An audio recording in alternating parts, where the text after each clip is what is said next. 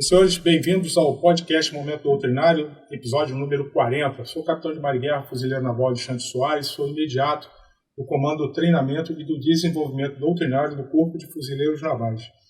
Esse é o nosso primeiro episódio gravado em vídeo, será disponibilizado nas plataformas, na plataforma do YouTube, e também o áudio também vai continuar sendo disponibilizado na plataforma Spotify.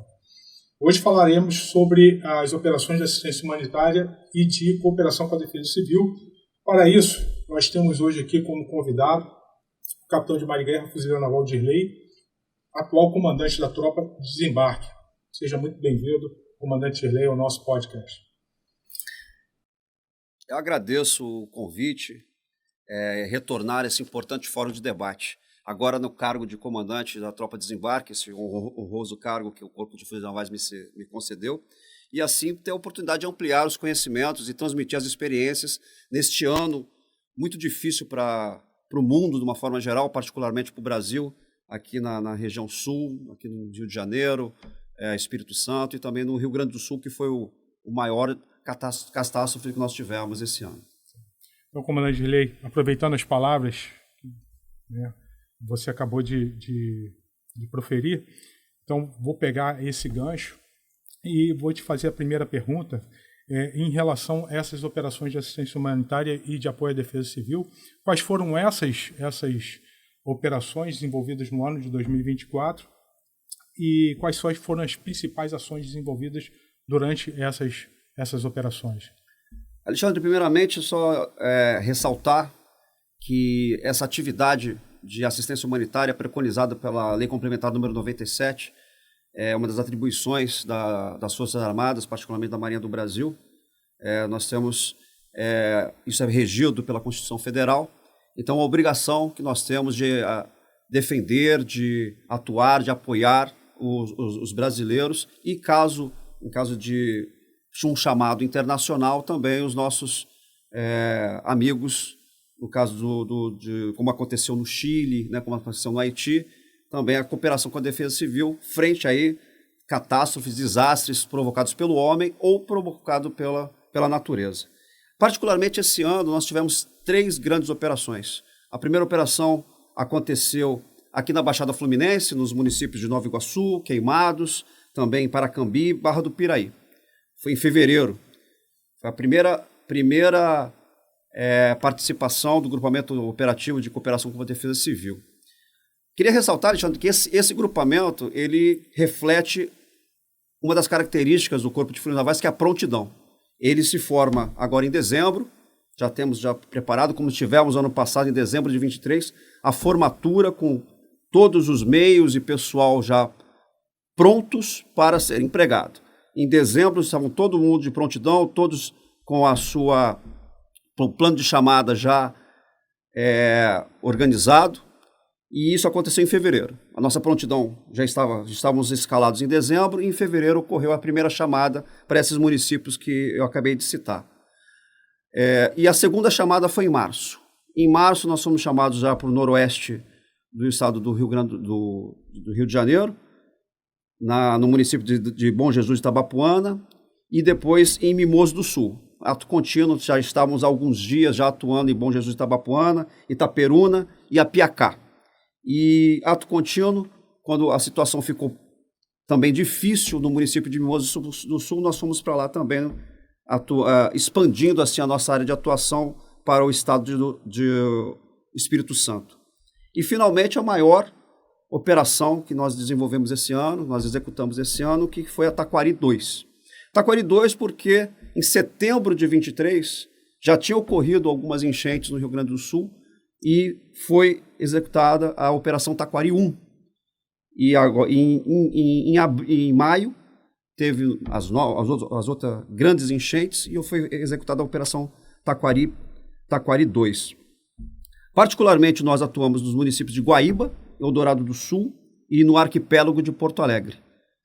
Ao ser essas 3 operações, elas foram causadas principalmente pelas chuvas, inundações torrenciais, e as atividades que nós desenvolvemos lá foram, principalmente nas 2 primeiras operações, foi de apoio à distribuição de alimentos, tá? E apoio à mobilidade.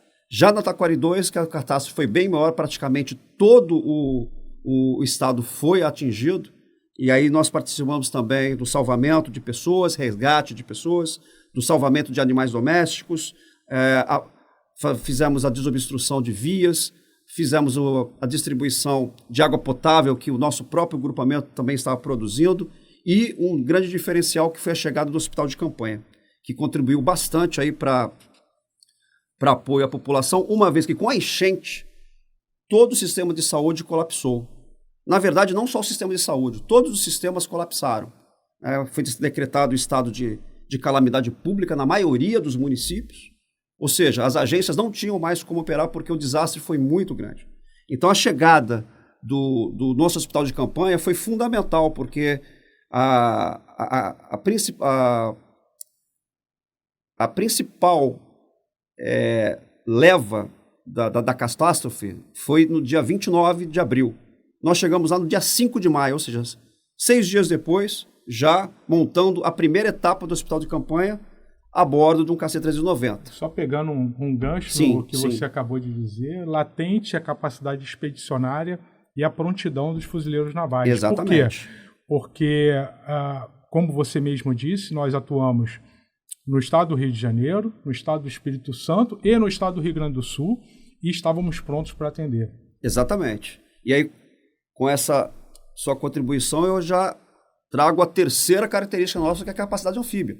Uma vez que o meu grupo de comando, comigo, com uma parcela do meu Estado-Maior e com a parcela significativa do hospital de campanha, chegamos na aeronave da Força Aérea, o KC-390. Ato contínuo,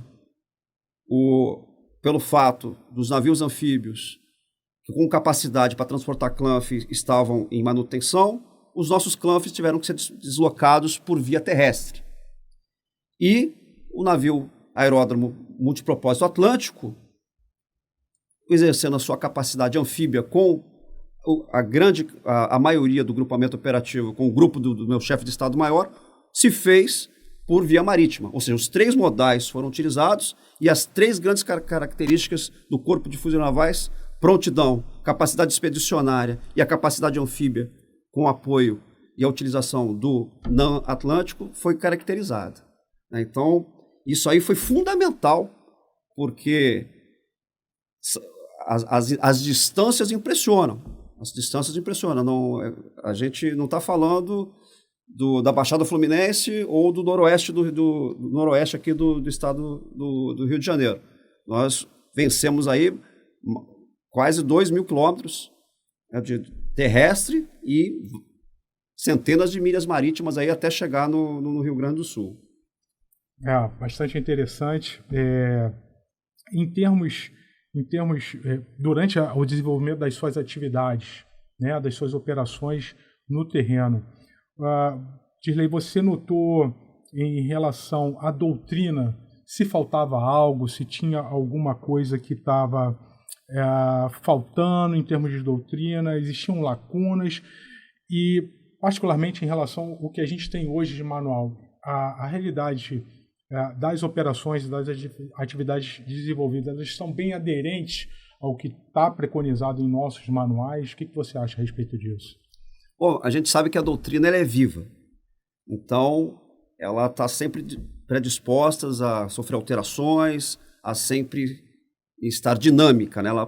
A doutrina, na verdade, a gente fala que é um eixo de progressão e não um itinerário.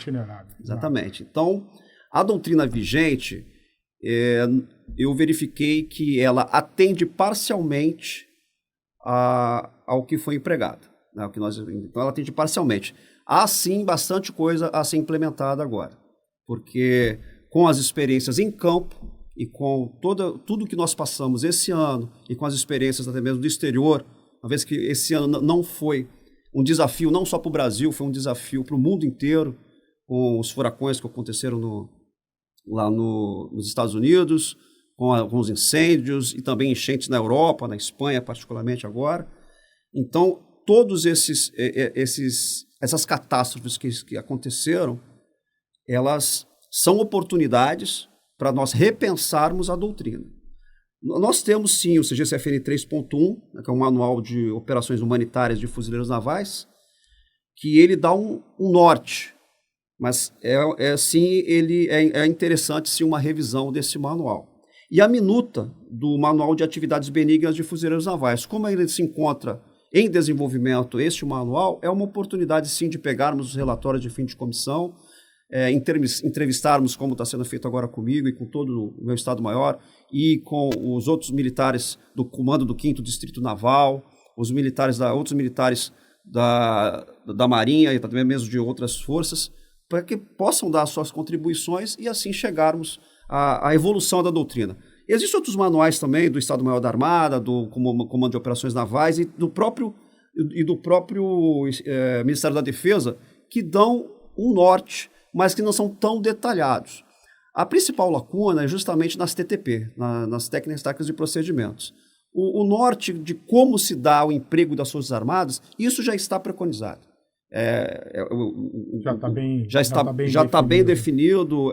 Isso parte do Poder Executivo, seja ele municipal, estadual, federal, que faz a solicitação ao Ministério da Integração e Desenvolvimento Regional, que através da Secretaria Nacional de Defesa Civil faz o contato com o Ministério da Defesa, que por sua vez autoriza o emprego das Forças Armadas e normalmente aí através de uma operação conjunta. Tá? Então, cabe a gente pensar, como eu falei antes, como nós somos expedicionários, tanto aqui no país quanto também na operação no exterior, como eu já comentei, o apoio que nós fizemos no terremoto do Chile. Então, se o nosso emprego se der no exterior, pela doutrina atual, é estabelecido um centro de operações civis militares. Isso é o que é a doutrina atual, na qual todas aquelas nações contribuintes para amenizar aquele sofrimento do país que está tendo aquele desastre, é estabelecido esse centro e a partir desse centro coordenada todas as ações que serão feitas.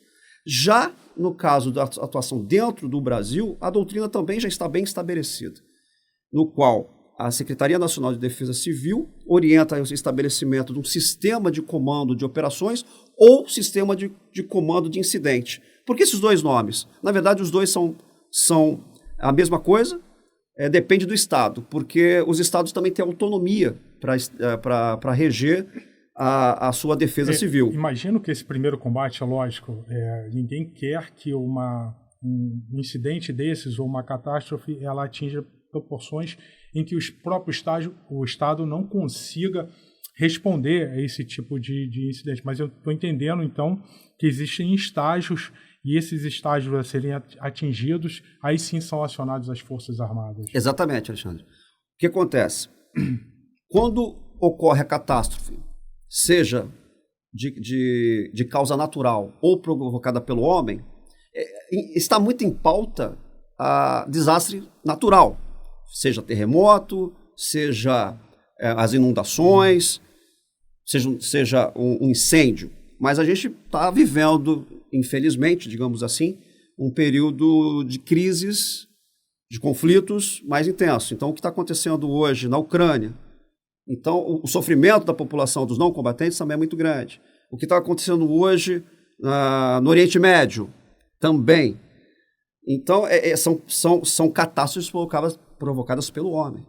Então, essas catástrofes também geram ações de organismos internacionais, tipo a Cruz Vermelha, Crescente Vermelho, para que gere também uma mitigação no sofrimento daquela população.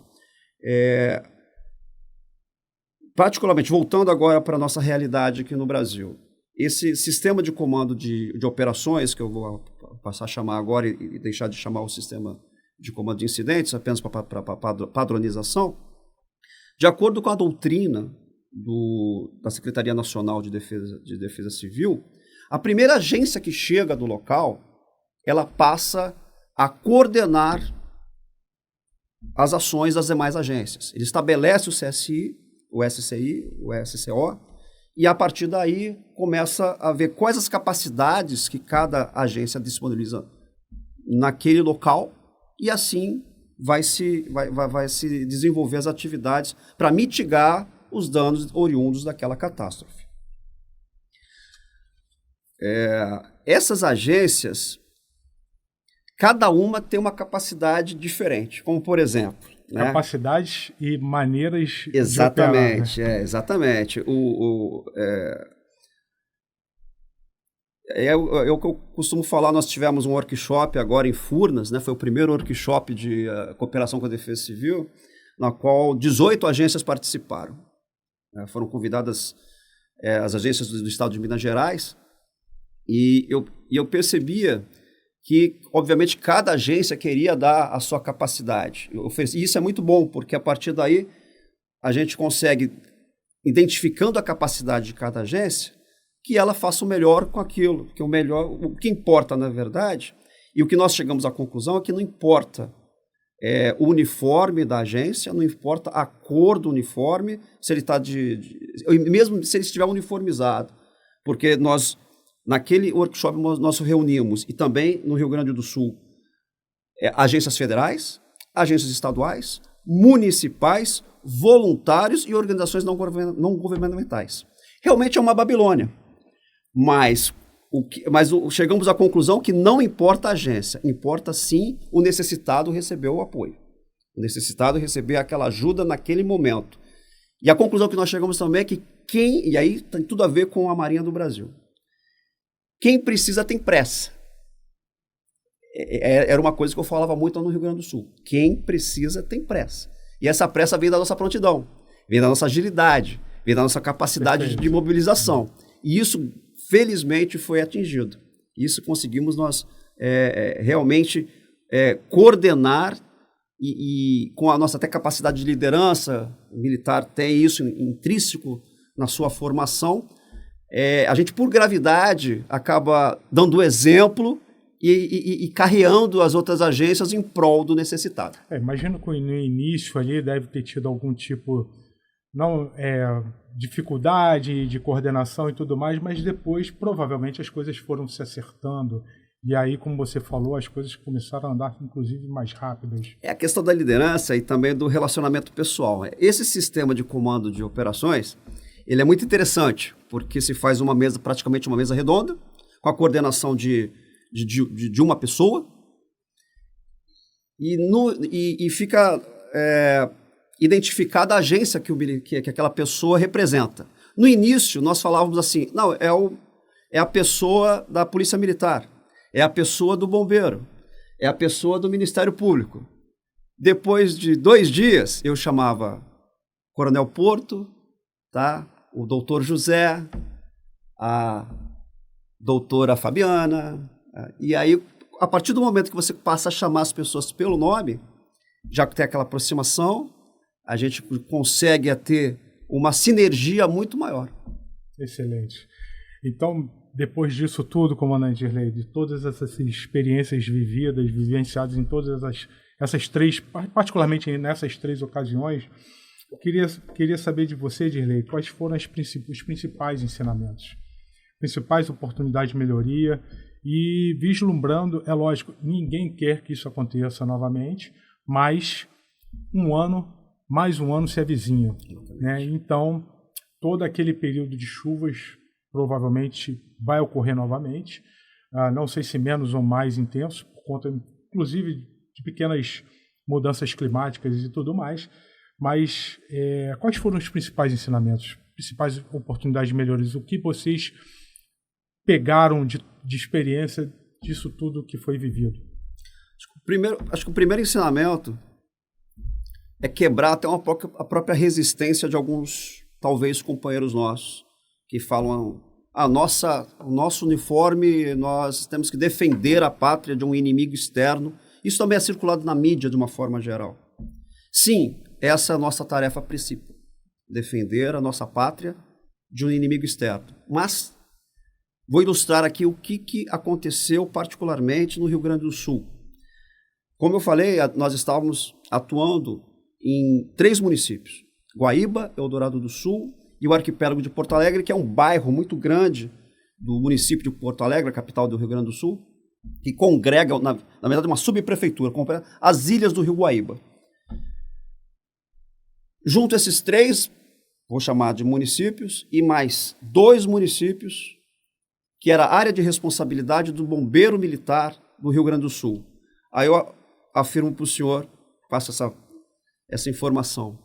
Quantos bombeiros militares esses municípios todos tinham? Eu não faço ideia. Meia dúzia. Mas eu imagino que realmente é um número extremamente reduzido. Meia dúzia, comandado por um primeiro sargento. Essa é a realidade. Ele tinha duas viaturas de bombeiro, uma embarcação de transporte, uma ETT e um motor de popa com dificuldade. Então, vou dar outra informação. A Brigada Militar, como é chamada a Polícia Militar lá do Rio Grande do Sul, tinha o 31 Batalhão de Polícia Militar, que é encarregado desses 5, 6 municípios também. Ele tinha por volta de 60 policiais militares, brigadianos, como eles são chamados. Esses brigadianos foram vítimas da enchente. Então, quando eu comecei a conversar com o Coronel Porto, da Polícia Militar, o comandante do batalhão, ele, Dirley, eu preciso da sua ajuda, porque dos meus 60 policiais militares, 40 estão limpando as suas casas. Eu tive policiais que perderam os uniformes, eles não podem nem trabalhar porque estão sem uniforme. O armamento deles foi danificado pela enchente, a munição está molhada. Então eles tinham 20 policiais naqueles 6 municípios. Desses 20 policiais, a gente sabe que eles trabalham num turno, é impossível ficar trabalhando eternamente. Exato. Então, normalmente, eles se dividem em 3. Se são 21, tinha 7 policiais. 7 policiais em 5, 6 municípios. E aí, infelizmente, que começa a aparecer atividades ilícitas, roubos, o que nós chamamos lá de urubus, né? Toda catástrofe tem uns chamados, nós classificamos como os urubus, que se aproveitam daquela vulnerabilidade, daquela fragilidade. Exato. Então, a nossa chegada lá, Alexandre, veio justamente corroborar com a Lei Complementar 97, do emprego em atividades benignas, do emprego de operações humanitárias das Forças Armadas. E, primeiro de tudo, nós somos seres humanos. Não podemos ficar parados perante aquele desastre, porque aí vem sendo essa resistência que alguns companheiros, ou até a própria mídia, tem de que as Forças Armadas não deveriam ou deveriam ser empregadas de outra forma nesse apoio e cooperação com a Defesa Civil.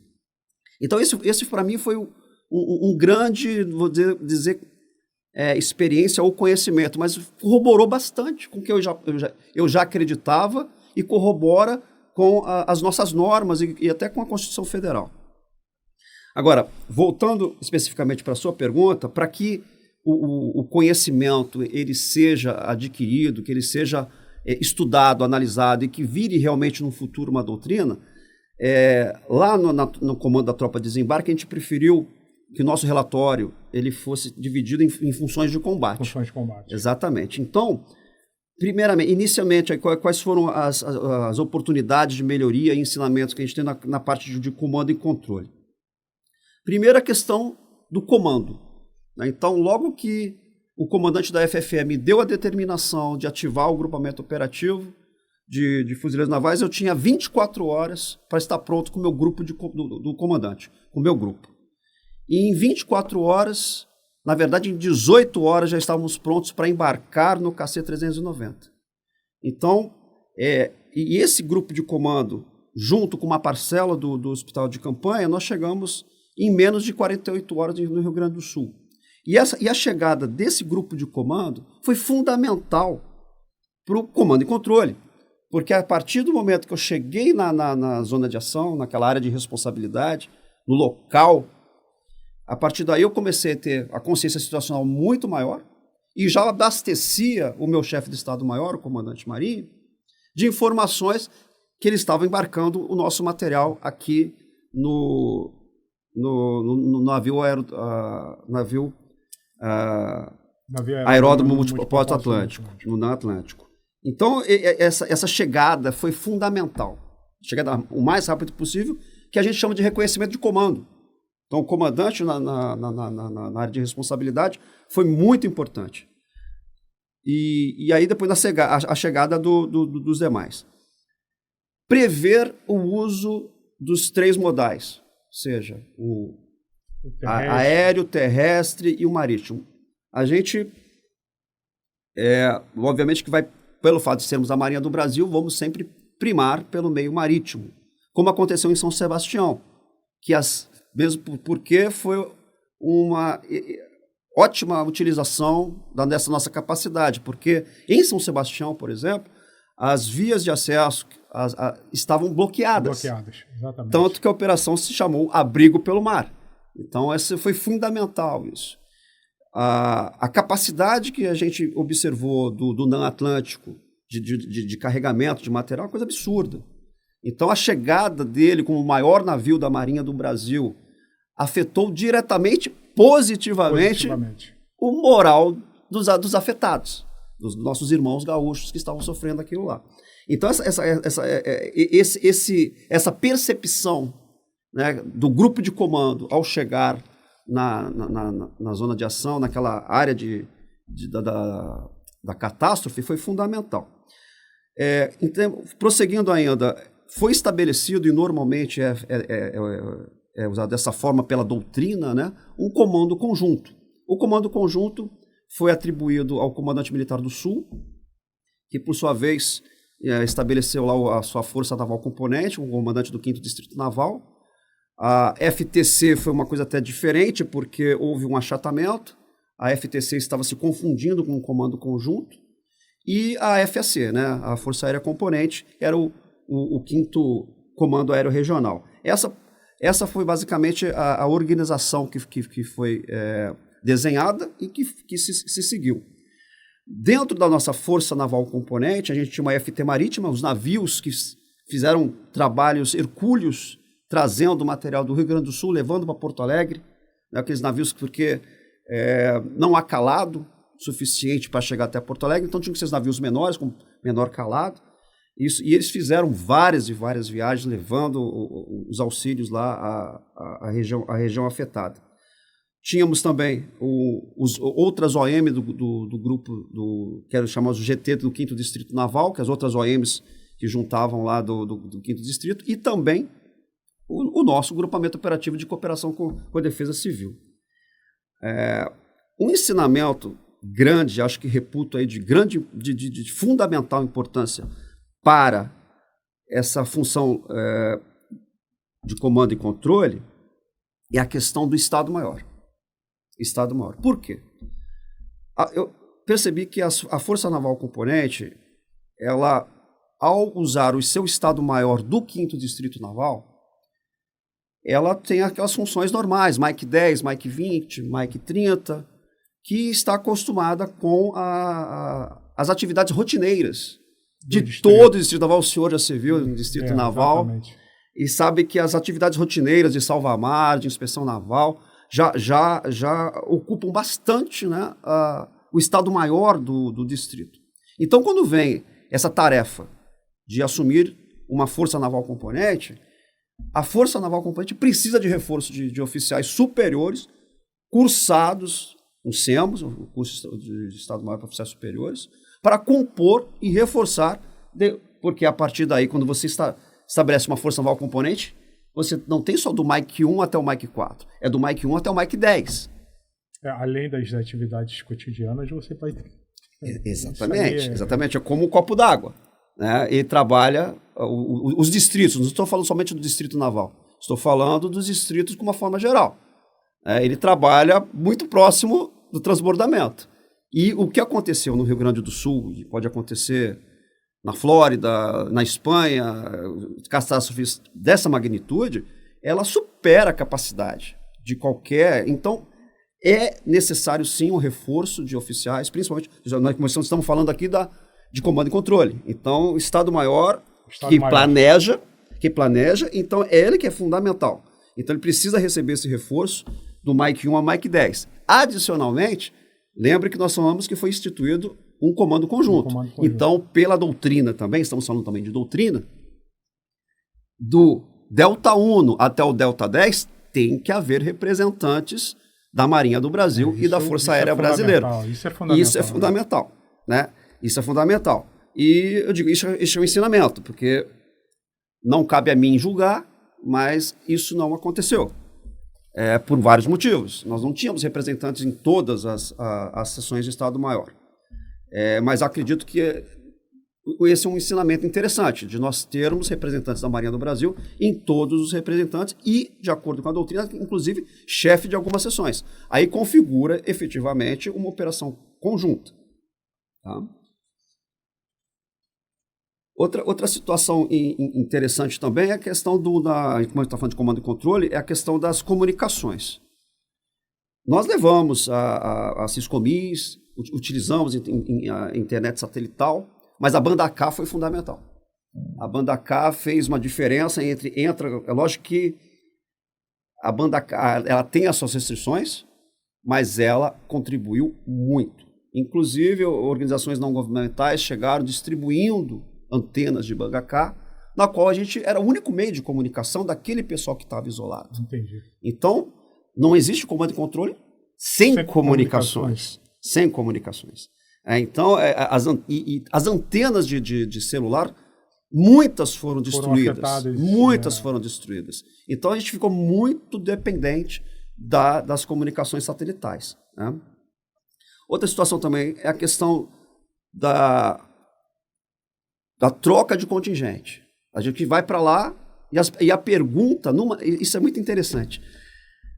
Eu falo que nas operações de cooperação com a Defesa Civil, nós chegamos com aplausos e gritos de euforia. E saímos com ranger de dentes. Porque quando nós chegamos, estão aqui e vieram para nos ajudar. Só que é uma operação expedicionária. E a operação expedicionária ela tem uma cauda logística bastante alongada. Então, a gente, na cooperação com a Defesa Civil, a gente chega, mas tem que identificar alguns critérios de o quanto que precisa ser usado. No caso da Taquari 2, a realidade era a seguinte, precisamos de reforços. Essa foi a realidade. É diferente das operações aqui na Baixada Fluminense e em Mimoso do Sul, no qual, por exemplo, um coronel do bombeiro chegou para mim em Mimoso do Sul e falou, olha só, como é que está a situação? Você pretende ficar aqui até quando? Eu falei, coronel, a resposta protocolar é até que a situação se normalize. Essa resposta protocolar, ele falou, tudo bem, Dirley, fora da resposta protocolar, qual que é a tua ideia? Eu estou te falando isso só para você não ficar chateado, porque eu sou do sul do Rio de Janeiro. Os meus homens são do sul do Rio de Janeiro. Estou aqui no Noroeste. Eu já estou retirando o meu pessoal amanhã, porque não há mais necessidade de ficar. E as agências locais do Bombeiro e da Defesa Civil já assumiram. Sim. Então, isso já foi indicador para mim. E isso é interessante entrar como ensinamento. Nós buscarmos sempre os indicadores ou de reforço ou de retirada, ou de diminuição de força. Porque isso tem tudo a ver com a questão de logística, que eu vou falar mais para frente, a questão da cauda, o comando logístico naval que foi instalado, eu vou falar mais para frente. Mas esses indicadores são fundamentais, por exemplo, nós não sabíamos se ia ter um segundo contingente, um terceiro contingente. Hoje, agora em novembro, nós estamos no 5º contingente. Então, esses tipos de indicadores são fundamentais para abastecermos os tomadores de decisão, os nossos superiores, para saber se há uma substituição ou não, em questão de liderança também, e então a questão também do rodízio, porque a gente, em bustes à parte, nós trabalhávamos 18 horas por dia. E isso durante uma semana, tudo bem. 2 semanas... Até a própria eficiência fica perigoso. Fica perigoso, né? Exatamente. Porque principalmente o pessoal operando máquinas, o pessoal da engenharia, a percepção começa a diminuir. Então, é fundamental sim o rodízio. Então, esse é um outro ensinamento que reforça na questão de quando. Não sabíamos.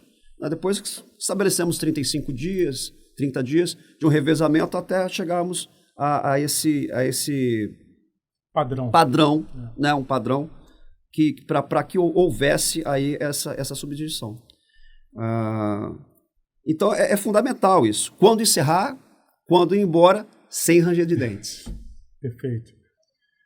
Em relação à parte de movimento, manobra e a parte logística, quais seriam essas principais observações? Quebra de paradigma. Essa é a primeira coisa que eu gostaria de falar. Quebra de paradigma. O Clanf, o nosso carro lagarto anfíbio, já havia sido empregado no exterior por outras forças armadas, no furacão Katrina. E aqui nós nunca nos tínhamos empregado. Tanto que o grupamento operativo de cooperação com a Defesa Civil, ele não contemplava. Contemplava viaturas blindadas Piranha, Unimog e equipamentos de engenharia. Equipamentos pesados. Mas não contemplava o uso de Clanf. Nós não visualizávamos isso. Mas baseado nas experiências anteriores e no vulto do problema que aconteceu... Até porque você mencionou a respeito dos problemas em termos de segurança. Perfeito. Então, com certeza, o Clanf foi um vetor utilizado e que deu amplitude em termos de sensação de segurança. Né? Exatamente. Como a gente está falando aqui de movimento e manobra, a mobilidade do Clanf é uma coisa absurda. Primeiro que ele é sob lagarta, blindado e navega. E um meio apropriado, já imaginávamos que era apropriado, adequado para o uso na Defesa Civil, e comprovamos que ele, e aí ficamos conhecidos inclusive como os fuzileiros navais são aqueles que chegam onde ninguém chega, porque é a realidade, porque as viaturas de outras agências são viaturas muito mais comuns, sob rodas, que não tem essa capacidade que o Clanf tem. E o que você falou sobre a sensação de segurança, porque segurança é a percepção. Percepção, exatamente. Mas mais do que percepção, fato também. Quando nós chegamos lá, infelizmente, até loja de tratores, numa noite, mais de 50 tratores foram roubados.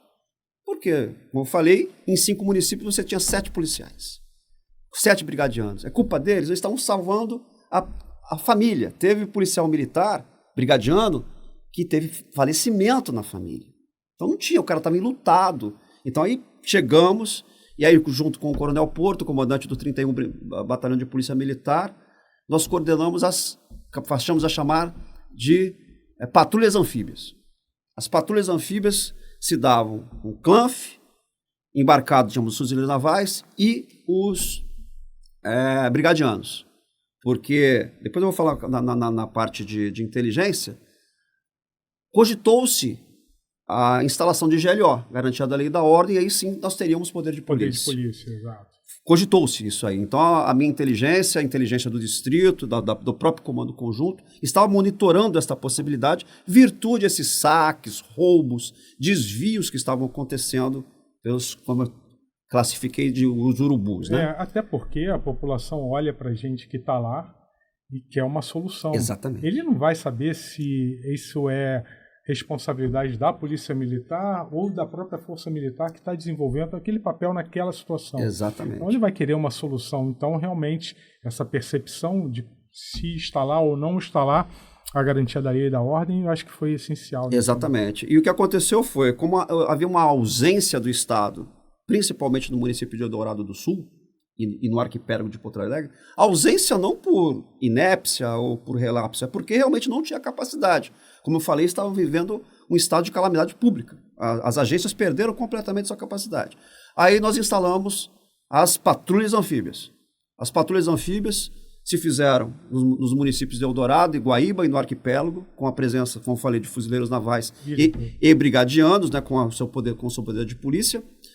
Felizmente não tivemos engajamento, mas o grande produto da patrulha anfíbia foi a percepção de segurança. Porque imagine você, na tua casa, no segundo andar, como acontecia muito, as pessoas tinham o primeiro andar da sua casa alagada, mas o segundo andar não estava alagado. E muitos não saíam de lá para evitar que fosse saqueado. Então foi muito interessante, muito vibrante, muito satisfatório, quando nós passamos com os nossos Clanfs, a foto que já foi bastante divulgada, e as pessoas aplaudindo e agradecendo. Bastante interessante. Você tocou no assunto de inteligência, né? E aí eu queria ir um pouco mais a fundo em relação à inteligência. Quais foram os principais ensinamentos nessa parte de inteligência, interação, principalmente com outras agências e com o próprio distrito, com outras forças que estavam presentes na... Só encerrando a questão do CLANF, né, a questão de mobilidade, antes da gente passar para a parte de inteligência, o CLANF se demonstrou tão eficaz que, diferente do Unimog, que também é um meio excepcional, é o melhor caminhão do mundo, a melhor viatura pesada é o nosso Unimog, e ele fez salvamentos fantásticos. Mas o CLANF e a viatura blindada Piranha, ela tem a vantagem da rampa, porque a carroceria, nós temos que levantar no colo o resgatado. Então fica difícil. Agora, já com o CLANF e o Piranha, o fato... Parece uma coisa boa, mas entra na TTP, na técnica, tática e procedimento, né? Porque com a rampa de acesso, né, do pessoal, a gente conseguiu resgatar grávidas, a gente conseguiu resgatar pessoas com dificuldade de locomobilidade, cadeira de rodas, idosos. Então, uma coisa que acho que é interessante ficar registrado, além da grande capacidade de mobilidade, o fato da rampa ser superior, aí, ser mais fácil de resgatar. Só um registro aqui, Alexandre. No dia 23 de maio, né, no dia 23 de maio de 2024, o Grupamento Operativo de Fuzileiros Navais, de cooperação com a Defesa Civil, no município de Guaíba, no bairro de Santa Rita, nós resgatamos 571 vítimas da enchente, numa tarde. Que a água subiu, como estava tudo encharcado, muito rápido. Estava tudo encharcado, o terreno é uma esponja, né? Aí qualquer chuva, e foi uma chuva torrencial, uma chuva muito torrencial, subiu rapidamente, a água atingiu o teto das casas, fomos chamados, e numa tarde nós conseguimos resgatar com os nossos CLANF e os blindados, com essa mobilidade, porque outras viaturas não tinham essa mobilidade, não tinham essa capacidade, e aí sim nós, graças a Deus, conseguimos resgatar 571 pessoas, além do uso de ETT e tudo mais. Na parte de mobilidade ainda, foi fundamental também nós decidirmos criar um grupamento funcional de engenharia, porque as demandas para a engenharia eram muito grandes. Então, ao invés da engenharia ficar como grupamento funcional subordinado ao CCT, nós resolvemos que ele fosse um grupamento funcional independente, com demandas específicas. Tá? Então, só para ideia, no primeiro contingente, o nosso grupamento funcional de engenharia, ele tirou 1.800 metros cúbicos do município de Guaíba, para liberar realmente as vias de acesso, liberar as estradas, os nossos e o negócio interessante é que nós tínhamos as retroescavadeiras, mas tinha umas dificuldades de caminhão basculante. Mas a prefeitura tinha basculante e não tinha retroescavadeira. Você vê como as capacidades... E aí eu faço um link com a função de comando e controle na reunião de SCI. Que foi na reunião de SCI que nós descobrimos que a prefeitura tinha caminhões basculantes disponíveis, mas não tinha retroescavadeira. E nós tínhamos retroescavadeira e somente o caminhão basculante. Então, isso foi bastante interessante. Tá? Só reforço, terminando, a questão da mobilidade, a questão do uso também de ETT, fundamental, né, e EDPN. A EDPN ela tem a vantagem de entrar em lugares mais restritos, mas tem a desvantagem de ser vulnerável a rasgar. Exatamente. Né? Então, esse é só um registro. Agora, indo para o que você me perguntou. Acabei te atropelando. Não, de forma alguma. De forma alguma. É que a experiência foi tão fantástica que eu acho interessante realmente ficar registrado. Né? Então, a questão da inteligência, ela é fundamental no seguinte sentido. Nós não sabíamos o que íamos enfrentar. Então, sabíamos que existia uma catástrofe, uma área inundada e a possibilidade de atuação de organizações criminosas. Então, a minha primeira determinação foi destacar o meu Mike 2 junto com os órgãos de inteligência. Então, esse é um conhecimento interessante também, um ensinamento interessante também, por quê? Existia a reunião de SCI, que era muito mais executiva e ostensiva, Sim. e a reunião de inteligência. A reunião de inteligência com os órgãos de segurança pública de todos os níveis, municipais, federais, estaduais. E aí o meu Mike 2, o meu oficial de inteligência, meus assessores de inteligência participavam e sabiam para que era era importante saber a atuação dos órgãos, das organizações criminosas. Obviamente que nós não queríamos embate. Se houvesse, seria um combate de encontro. Mas queríamos saber quais as áreas que essas organizações criminosas estavam atuando, até mesmo para orientar a atuação das patrulhas anfíbias junto com os brigadianos. Outra coisa importante na parte de inteligência foi mais uma quebra de paradigma. Além do uso do CLANF nessa operação, foi o uso do SARP Scan-Eagle, do SARP Eco, de esclarecimento Scan-Eagle. Ele decolou do Atlântico, né, e fez todo o assessoramento. Ajudou muito, porque a autonomia do Scan-Eagle é muito grande. Então, essas imagens, essas informações que o Scan-Eagle nos trouxe, foi fundamental. Outra coisa interessante também, Alexandre, foi o seguinte. Eu já estava em Guaíba, baseado junto ao hospital de campanha, já em atendimento, com o meu grupo de comando. E o Dan Atlântico estava chegando em Rio Grande. Nós não sabíamos se o grosso do grupamento operativo conseguiria chegar em Guaíba, porque todas as estradas estavam bloqueadas. Aí foi solicitado à FAC, a Força Aérea Componente, um reconhecimento aéreo do itinerário que nós planejamos de Rio Grande até Guaíba. E como é interessante como funciona a operação conjunta. A aeronave que nos atendeu não foi da Marinha, foi dos Correios. Porque a aeronave que estava disponível naquele momento. Naquele momento, era a aeronave que ia ser empregada. Foi uma aeronave dos Correios, que nos apoiou. A gente imaginava que ia ser uma aeronave da Força Aérea. Nós estávamos com 11 aeronaves de Marinha.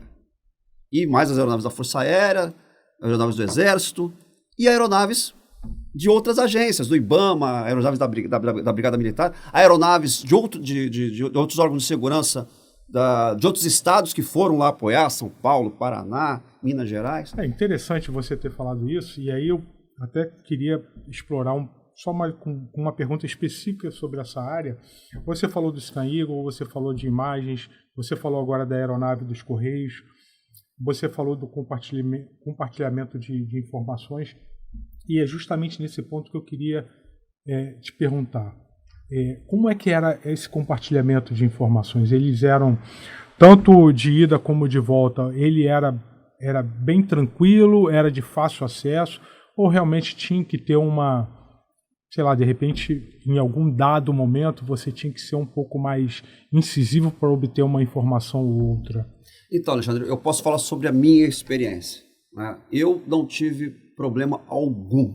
Interessante. Né? O comandante do grupamento operativo de cooperação com a Defesa Civil, primeiro contingente, não teve problema algum.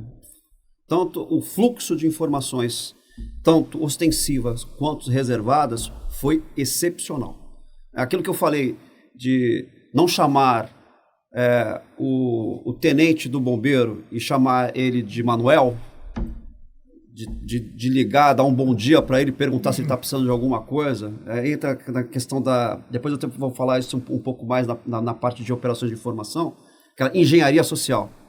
A engenharia social, nesses momentos, é sempre importante, mas Sim. Nesses momentos, então, respondendo a tua pergunta, nós não tivemos problema de bloqueio de informação, não, muito pelo contrário, né? Porque o ambiente favorecia, Alexandre. Entendi. 90% das pessoas, talvez 99% de todo mundo queria ajudar. Né? 1% que estava para atrapalhar, mas 99% estavam para ajudar. Então, sempre que se observava e se classificava que aquilo que está se querendo fazer é em prol dos necessitados do Rio Grande do Sul, não tinha problema. Então, informações ostensivas e informações reservadas eram compartilhadas sem perfeito. problema. E aí eu aproveito até para você já citou como se deram, né, os principais ensinamentos em relação às operações de informação? A operação de informação, ela fundamental. Fundamental. É uma coisa que nós estamos desenvolvendo, né? Já estamos num grau bastante interessante, nós estamos aprimorando, né? Já temos os manuais, e foi uma oportunidade da gente realmente aplicar. Eu aproveito a oportunidade para agradecer o Comando Naval de Operações Especiais, que é o órgão que gerencia, no nível da Marinha, essa área do conhecimento, digamos assim, que cedeu oficiais, praças para trabalharem junto lá com o grupamento operativo e produziram produtos espetaculares. Espetaculares. Tá? Usando aí as mídias locais, as mídias sociais, a mídia digitais, todas as mídias foram utilizadas, todos os canais possíveis foram utilizados. Muito interessante que logo que nós chegamos, um oficial do CONAVOPESP pediu permissão para mim para ir até as rádios locais. Por quê? Fomos fazer uma ligação com a parte de comunicação. Os celulares estavam funcionando com muita dificuldade porque as antenas caíram. Então, a rádio ainda estava funcionando. A velha e boa rádio. A velha e boa rádio.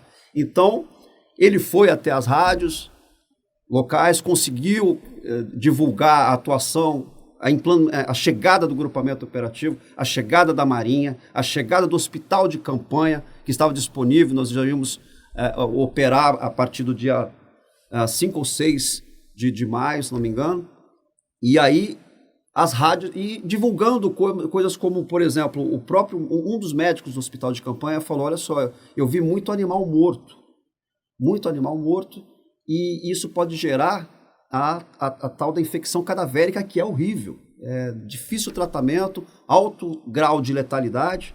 Então, vamos avisar aqui que a gente não verificou ninguém aqui, nenhuma informação para o tratamento com esses animais. Então, nós fomos na rádio e tivemos a recepção, inclusive, da Prefeitura de Guaíba, com o pessoal que produzia alguns charts, alguns cards, e esses cards eram divulgados nas mídias sociais. E um dos cards, entre outros, né, foi: não mexa em animais mortos.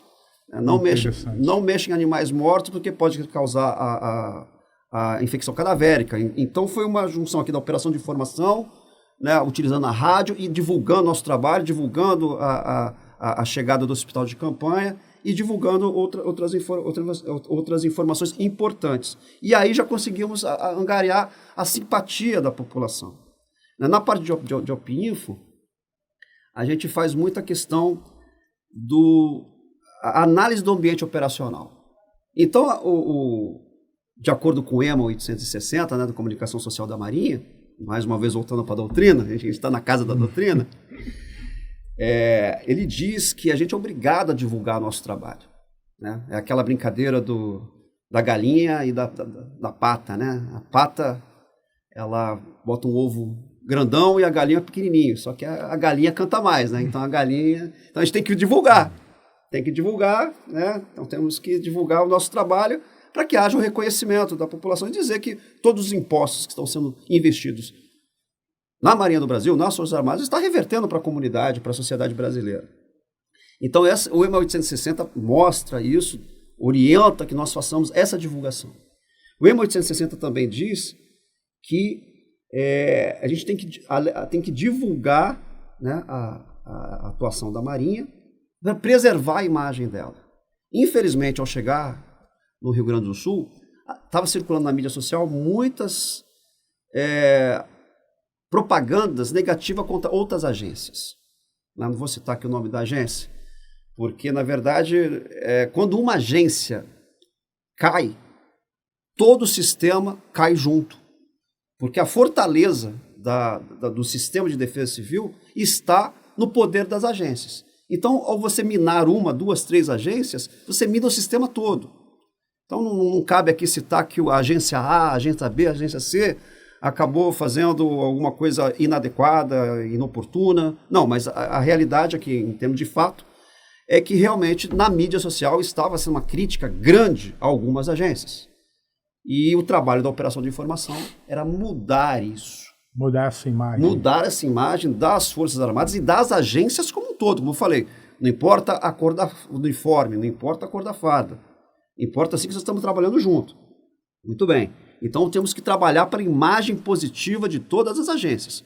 E isso foi muito bem feito pela operações de informação, com esses cards, com acesso a todas as mídias, com a divulgação dos nossos trabalhos. As patrulhas anfíbias foram um sucesso. A percepção de segurança aumentou muito. Os resgates das 571 pessoas foi um sucesso. Até hoje eu recebo mensagens de companheiros, de amigos que foram feitos no Rio Grande do Sul agradecendo. Então isso aí tem aquele aspecto psicossocial, aumenta a esperança das pessoas ao ver o que a gente está fazendo. Na parte de OPINFO também, e só ampliando um pouco mais essa questão da percepção. Ao chegarmos, a percepção era negativa, porque o Comando Naval de Operações Especiais ele fazia esse acompanhamento através do Facebook, Twitter, Instagram, X, e passava para nós. Olha só, a temperatura é essa. A temperatura é essa. A gente levantava as orelhas e vamos lá, vamos trabalhar. E tivemos a grata satisfação de ver o gráfico se invertendo. Né? Depois de algumas semanas de trabalho, o gráfico se inverteu. A percepção positiva da sociedade para com as Forças Armadas melhorou bastante, graças bastante no trabalho da operação de informação. A operação de informação ela é muito interessante porque ela trabalha também, ela é multidisciplinar. Então, por exemplo, eu senti falta, por exemplo, se essa operação fosse se alongar por muito mais, eu sugeri a atuação no grupo de operação de informação de historiadores e antropólogos. Por que historiadores e antropólogos? Porque isso, de uma forma geral, no ambiente, como eu falei, ela trabalha com o ambiente operacional. O Rio Grande do Sul é um estado do qual nós nos orgulhamos muito, os nossos irmãos gaúchos. Só que cada estado tem a sua tradição. Cada estado tem a sua peculiaridade. Já começa pela Brigada Militar, que tanto nos orgulha. Todos os outros estados chamam de Polícia Militar. Eles chamam de Brigada Militar. E é muito interessante isso, por causa da tradição enraizada. Cultura específica. Cultura específica. Então, quando eu falo do historiador e do antropólogo, para estudar o terreno humano. Né? Atuar exatamente de uma forma até mais eficaz. Não é eficaz, mas eficiente. Efetivo, como você está te falando hoje em dia. Né? Então, o gaúcho, os nossos irmãos gaúchos, ele é muito orgulhoso. O brasileiro, de uma forma orgulhosa, é orgulhoso, né, do seu estado. O brasileiro, de uma forma geral, pode falar, eu critico o meu estado, mas não deixo ninguém criticar. Então, eu, como sou carioca de adoção, paulista de nascimento e carioca de adoção, não deixo ninguém falar mal do Rio de Janeiro. Eu posso falar, você pode falar, mas se alguém vier... E o gaúcho também. Ele não permite. Então, ele é muito orgulhoso. E isso é muito legal. Nós temos que ter orgulho do nosso país, dos nossos estados. Mas, e aí as tradições gaúchas são importantes. Então, quando você me falou, poxa, teve algum problema de relacionamento? Não tive, porque a gente teve a preocupação de respeitar essas tradições. Agora, se você quebra uma tradição, e aí eu me remeto ao Oriente Médio, Afeganistão, na verdade não ao Oriente Médio, mas ao Afeganistão, quando os companheiros nossos americanos fizeram propaganda com cães, cachorros, para árabe. Isso é um pênalti, foi um erro de estudo de operação de informação. Porque quem conhece sabe quem estuda sabe que o árabe não gosta muito de cão, ele adora gato, mas não é muito chegado a cachorro. O cachorro é mais para o americano, o europeu, ele não sabe. Aí quando fizeram uma propaganda de OPINFO com o cachorro, foi um pênalti. Então isso foi um erro, coisa que a gente evitou de que acontecesse no Rio Grande do Sul ou qualquer outro lugar, respeitando aí as tradições. Outra coisa legal também foi a recuperação de escolas. Eu e o comandante Marinho, o meu chefe de Estado-Maior, nós somos os primeiros a entrar na Escola Santa Rita. A Escola Santa Rita é uma escola gigantesca num bairro carente de Guaíba, que a água chegou até o segundo andar.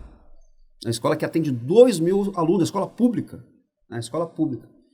Nós entramos... Imagina o impacto isso para aquele bairro ali. Extremamente impactante, extremamente impactante. Aí a diretora, nós marcamos uma entrevista com a diretora no dia seguinte, identificamos, ela estava em Porto Alegre.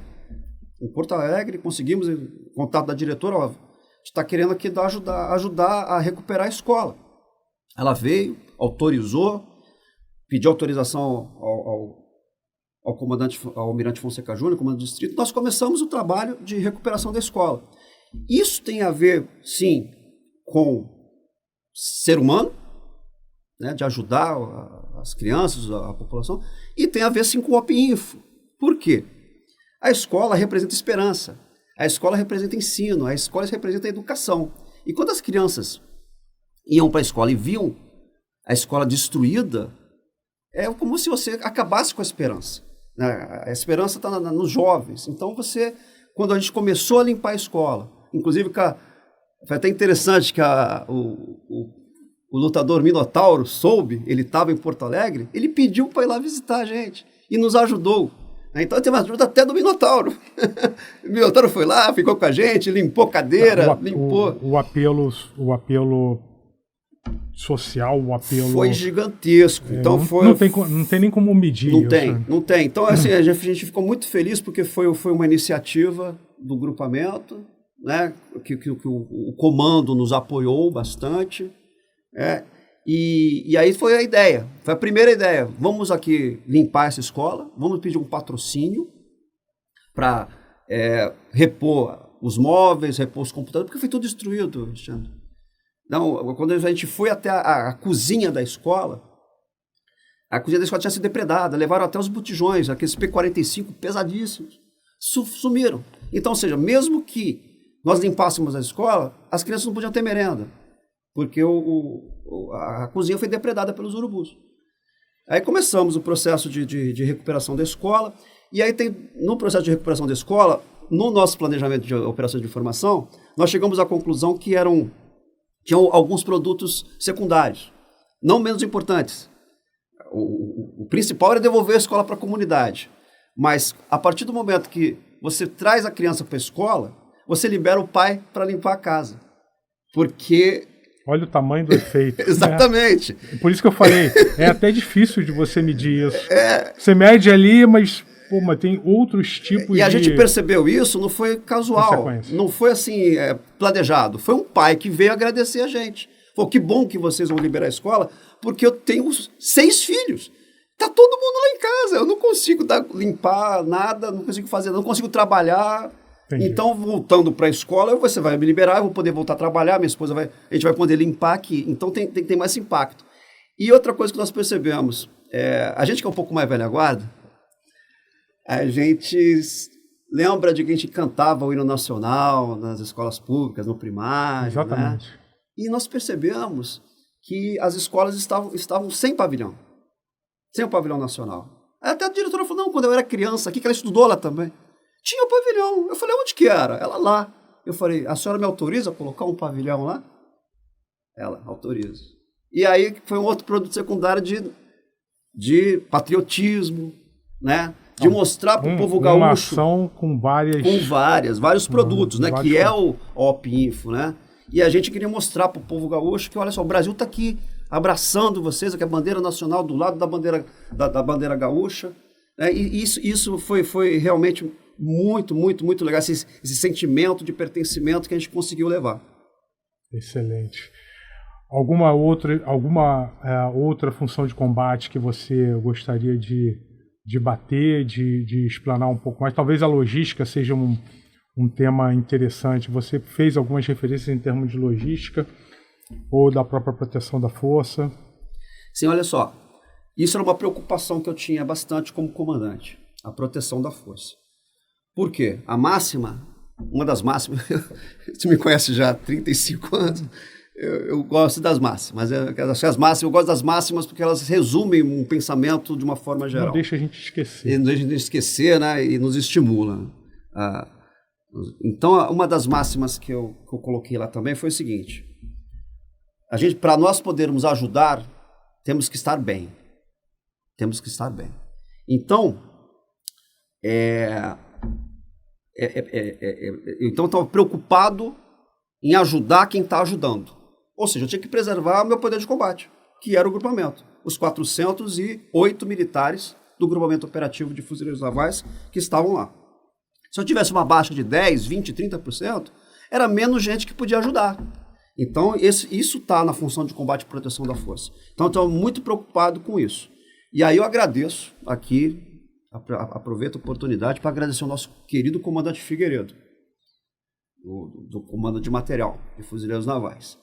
Muito obrigado, comandante Figueiredo. Um pouco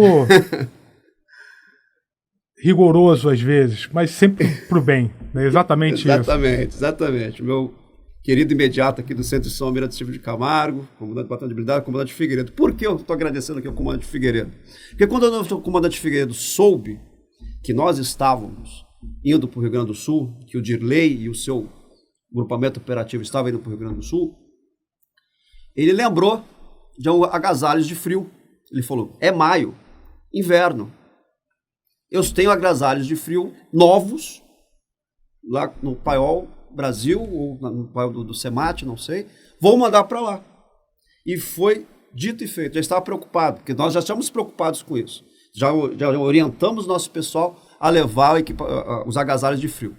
Mas eram agasalhos de lã, alguns anorak já com algum tempo de uso. Tempo de uso. E a minha grata satisfação foi quando chegaram lá, por intermédio do comandante Figueiredo, anoraks zerados, novos, completamente impermeáveis, que foram utilizados, inclusive, e eu tenho quase certeza que impediu muitas hipotermias do meu pessoal, do nosso pessoal, e também dos afetados naquele dia 23 de maio, quando nós resgatamos as 571 pessoas. Porque os anoraks chegaram, nós tiramos da caixa, Alexandre. Tiramos da caixa os anoraks, colocamos, e foi... Então, em termos de proteção da força, a gente, mais uma vez, como as funções de combate, elas se interligam, né? A inteligência mostrando, olha só, vai fazer frio. E realmente, naquele dia bateu 8, 7, 5 graus. Que frio que a gente aqui não está muito acostumado. Não está acostumado, entendeu? Então, esses agasalhos de frio foram fundamentais para evitar hipotermia. Outra, EPI. A gente não tem muita essa tradição de uso do equipamento de proteção individual. Então, eu falei da contaminação cadavérica. Nós enterramos 200 animais de grande porte. Por quê? Numa das reuniões dos SCI, tinha a reclamação, tem 5 cavalos aqui, 10 bois lá, já em estado de putrefação. Aí, o que a gente vai fazer? A Marinha tem a retroescavadeira? Temos a retroescavadeira. Aí, a prefeitura pode dizer um local onde pode enterrar? Pode. Vamos lá, faz o buraco, enterra. Só que não é só isso. Tem que se preocupar com a proteção do nosso militar. Então, nós recebemos lá galochas, macacões Tyvek, então a determinação, todo mundo usando o Tyvek, luva, máscara, para evitar a contaminação cadavérica.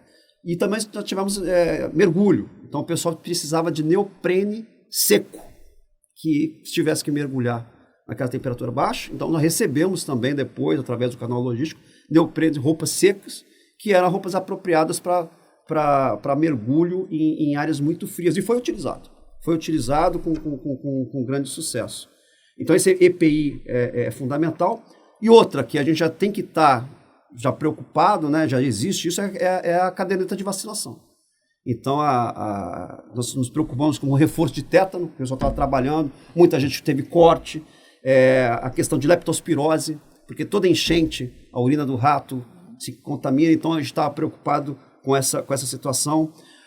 Gripe, e da Covid também. Então, no hospital de campanha, agradeço ao meu querido doutor Apostolides, que incansável lá na busca por vacinas. Então, o pessoal que estava com o protocolo de vacinação ainda por completar, foi preenchido aí pelo nosso querido doutor Apostolides, diretor do hospital de campanha. Excelente. Então, a proteção da força é intimamente ligada à parte de logística. Logística e poder de combate. Exato. Né? Poder de combate. E a preocupação, Alexandre, não se resumia somente à parte externa. mas o que hoje em dia se preocupa muito, que é o mental. Então, uma novidade, não é novidade, assim, não fomos nós que criamos, mas existia, mas foi intensamente utilizada na Operação Taquari 2, que foi a equipe multidisciplinar. O que é a equipe multidisciplinar? É uma equipe que multiplica o poder de combate e de proteção do grupamento operativo. Ela é composta por assistentes sociais, psicólogos, capelão e assistente jurídico. Pode se somar aí, como eu falei, o antropólogo, o historiador, e por incrível que pareça, talvez eu levantei a possibilidade até de intérprete. No Rio Grande do Sul? Sim, porque no Rio Grande do Sul, no estudo rápido que nós fizemos de inteligência, algumas áreas afetadas do Rio Grande do Sul ainda se fala um dialeto alemão. E por tradição, eles se recusam a falar o português, ainda hoje. Ou falam com muita dificuldade. Então, é interessante que mesmo no Brasil, nessa equipe multidisciplinar, talvez precisávamos de um intérprete de alemão, ou do próprio dialeto. Então, isso também foi interessante. A equipe multidisciplinar, preocupada com a questão da proteção da força, preocupado com a cabeça dos nossos militares, primeiro já tinha recomendação de liderança. Olha para o teu companheiro, ele está bem? Está bem. E espere que ele faça a mesma pergunta a você. Então, eu estou bem? Ok, está bem? Não está bem? Senta aqui, vamos conversar. Vamos acender a fogueira aqui e vamos começar a conversar. Então, é um cuidando do outro, como todo fuzileiro naval, no seu espírito de corpo faz. Né? É um cuidando do outro. Bom, beleza. Isso só não é suficiente. O que nós fizemos? Um negócio bastante interessante também, que vai ficar registrado. Um tratamento, um atendimento à distância através de um QR Code. Criamos os QR Code, esparramamos por toda a nossa base lá operativa lá de fuzileiros navais, que era a universidade, nós ficamos na Universidade Luterana do Brasil. E aí o militar achava que estava precisando conversar com um psicólogo. Ele pegava seu celular, pegava o QR Code e já entrava no WhatsApp direto do psicólogo que estava conosco. E a partir daí ele começava um atendimento virtual. Mas ele estava lá, ele não podia procurar o psicólogo? Existe uma barreira. Existe uma barreira. Até ele chegar no psicólogo, agora se ele pode através do WhatsApp, era um facilitador para até chegar a um atendimento depois pessoal. Interessante. E assistente social a mesma coisa. Às vezes o militar estava precisando que a família aqui recebesse uma cesta básica, mas ele estava com vergonha. Ou recebesse uma assistência jurídica, uma audiência que ele estava precisando de uma assessoria, ele entrava no QR Code e caía no nosso assessor jurídico, que a partir daí começava um atendimento digital que podia evoluir. Então, achei bastante interessante essa questão de registrar essa questão do QR Code, que contribuiu bastante para a proteção da força. O bem-estar da tropa. E aí, voltando na sua deixa, tudo é logística, menos o combate. Tudo é logística, menos o combate. Foi um ensinamento muito grande.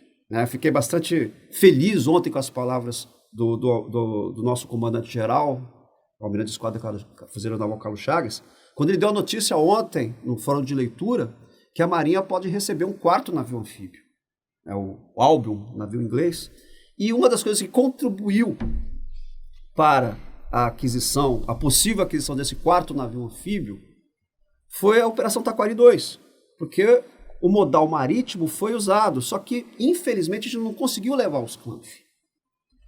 Então, foi um problema logístico, porque na função logística, manutenção, é claro, a gente não consegue ter todos os navios, isso é natural, o navio tem que parar para fazer manutenção.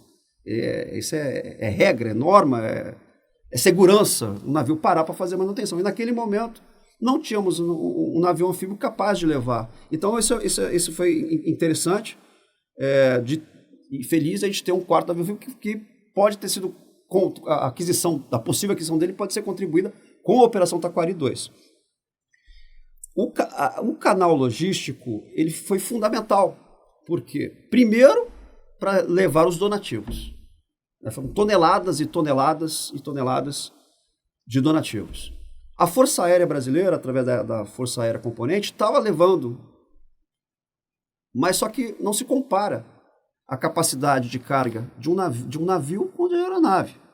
Então, o Atlântico e depois o Bahia, que se fez, próprio almirante Saboia, que foram empregados lá até o 5º contingente, e eles estabeleceram esse canal logístico pelo modal marítimo, além do modal aéreo e terrestre também, uma vez que o nosso querido batalhão logístico, poderoso batalhão logístico, fez várias carretadas com seus cavalos mecânicos, a função logística transporte. E uma coisa que nós estabelecemos lá é a logística por pressão. Ou seja, quando os nossos índices de suprimentos caíam, já fazíamos o pedido para manter sempre os índices em todas as classes, em 30 dias. Porque não sabíamos quanto tempo ia ficar lá. Então, nós estabelecemos a tal de logística por pressão. Ressalto aqui e agradeço muito ao almirante Vilela Moraes, né, com o seu centro operativo de abastecimento, que foi espetacular. Né? Espetacular aí, se esforçando bastante para levar os gêneros lá, tanto para o nosso grupamento, para a FNC de uma forma geral. É uma coisa que a gente está aprendendo, né? O centro operativo de abastecimento é algo novo, mas eu acho que tem um futuro espetacular. Tem um futuro espetacular, vai triplicar, quadriplicar o nosso poder de combate. Ressalta aí também a questão da produção de água. Isso foi fundamental. A produção de água, porque nessas catástrofes, a primeira coisa que é contaminada é a água. É a água, exatamente. É a água. E aí, lógico que eu poderia ficar aqui 3, 4 dias falando sobre a nossa experiência, mas a água a gente sabe que a gente já falava lá da regra de 3. Regra dos 3, né? A gente é regra de 3 matemática, é regra do 3, e não D3. O que é? É 3 minutos sem ar, morte. 3 dias sem água, morte. 3 semanas sem comida, morte. Então a gente está preocupado, naquele fatídico 23 de maio, as pessoas que estavam debaixo d'água. Aquelas que estavam mais de 3 minutos debaixo d'água iam morrer. E as pessoas que estavam sem água, 3 dias sem água. E tinha realmente pessoas que tiveram que receber água através de helicópteros, através de Clanf, receberam esse abastecimento. E as próprias estações de tratamento de água de Guaíba, de Eldorado do Sul, estavam contaminadas. Então, já era que parar para tirar os filtros, trocar as areias e tudo mais. Até produto químico ficou, que é do tratamento, não estavam mais conseguindo, porque as vias estavam bloqueadas e os produtos não chegavam. Né? Só um adendo à questão também da logística, a questão da nossa cozinha expedicionária. Foi um sucesso. A nossa cozinha expedicionária de campanha foi um sucesso. Mais uma vez o comandante Figueiredo atuou. Mais uma vez, comandante. Muito obrigado, comandante. A cozinha expedicionária de campanha é a diesel. O mesmo diesel que a gente usa no Unimog, o mesmo diesel que a gente usa na nossa L200. Isso foi fundamental. 600 comensais. Eu tinha 408. Nós fazemos 600. Sobrava, a gente doava. Então a gente fez comida também. E outras agências tinham cozinhas a gás e não conseguiam cozinhar. Não conseguiam cozinhar, porque as distribuidoras de gás estavam debaixo d'água. E os caminhões de gás que vinham de outros estados não conseguiam chegar. Então, um botijão de gás, P13, 13 quilos, chegou a custar R$300, R$400, R$500. E quando achava.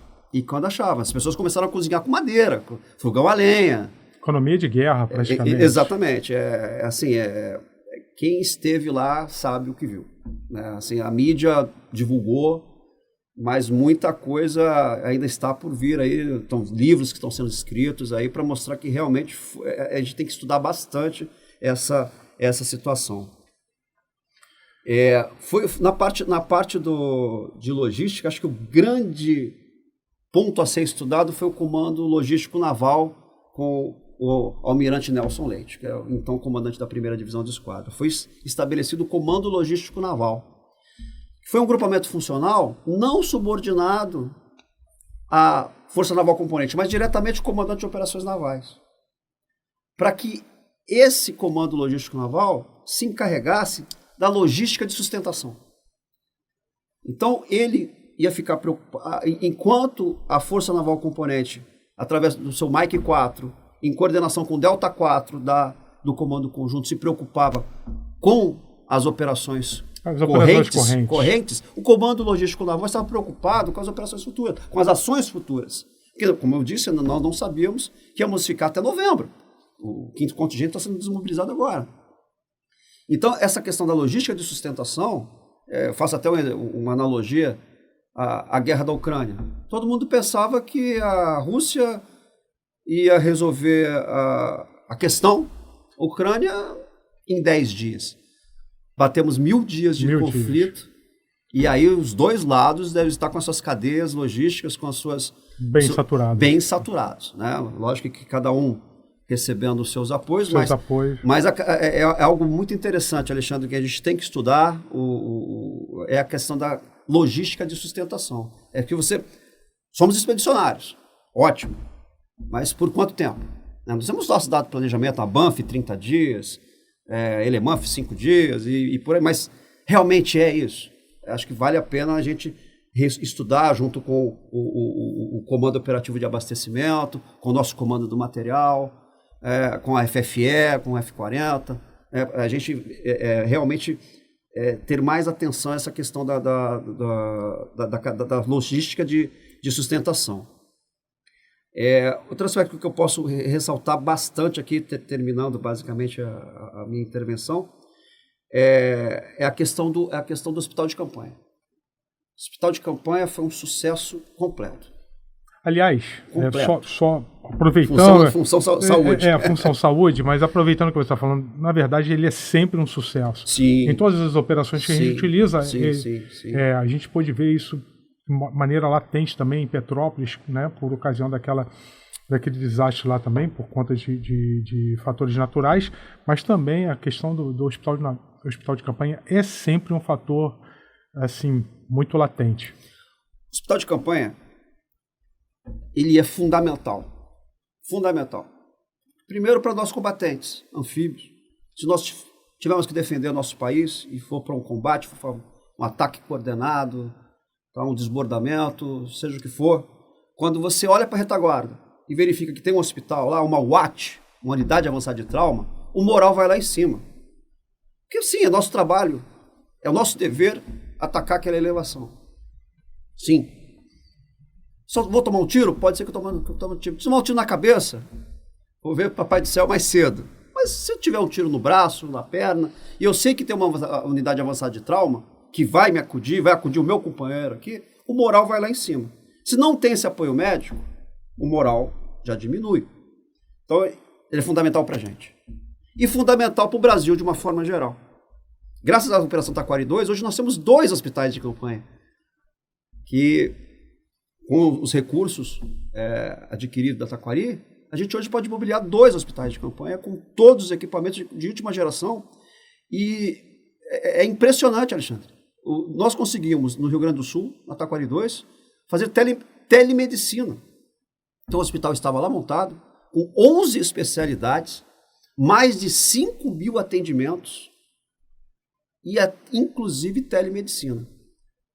Outro adendo, os efeitos muito difíceis de serem medidos, mas com toda certeza absoluta, são os melhores. É imensurável, porque o hospital das cidades, tanto de Eldorado quanto de Guaíba, estavam saturados. Quando nós chegamos, desafogou. Então você tem esse atendimento, a pessoa vê que a Marinha está dando esse suporte, e aí, voltando mais uma vez, né? Logística, função saúde com a PINF.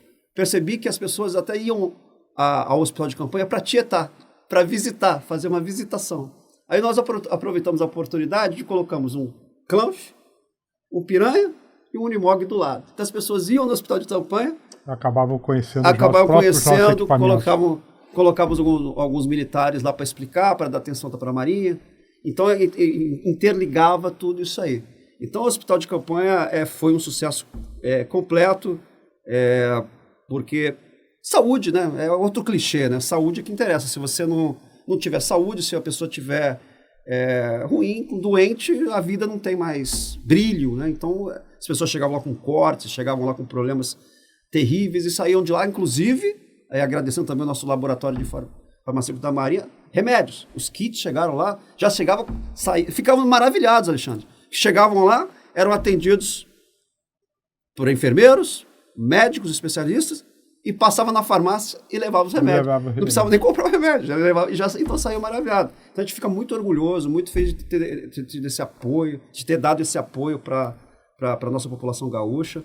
E apenas na questão ainda da logística, nós sentimos a necessidade, já nos outros contingentes começaram a chegar, e acho que é algo que nós podemos investir e estudar, é a questão dos containers. Então, nós não, no meu contingente, primeiro contingente, não teve, mas nos outros contingentes foram alugados os containers de banheiro, container alojamento, container cozinha. Então, dependendo da situação, os famosos Corimex, né, que é utilizado pelas Nações Unidas, eu acho que é interessante a gente raciocinar disso aí, porque inclusive a nossa prontidão vai aumentar. Porque ao invés de levar várias barracas, a gente coloca no Bahia, no Atlântico, no Saboia, os containers, e facilita bem mais rápido. Então, essa questão logística é uma coisa que acho interessante que a gente pense a respeito disso aí também. Bem, comandante Irley, gostaria de agradecer a entrevista. É o nosso primeiro podcast nesse formato. Então, eu tive muita sorte de poder entrevistá-lo, porque realmente foi uma experiência nova para a gente. Mas, com certeza, essa questão da interação acho que ajudou muito no desenrolar da entrevista. A entrevista versou sobre operações de assistência humanitária e cooperação com a Defesa Civil, as questões doutrinárias envolvidas nisso tudo. E, com isso, eu encerro aqui o episódio número 40 do podcast Momento Doutrinário. As opiniões emitidas por nossos especialistas convidados aqui, eles não expressam necessariamente a opinião da instituição, eles representam as opiniões dos entrevistados. Então, comandante Irley, mais uma vez, muito obrigado pela sua presença. A honra é minha. E espero os senhores no nosso próximo podcast. Muito obrigado.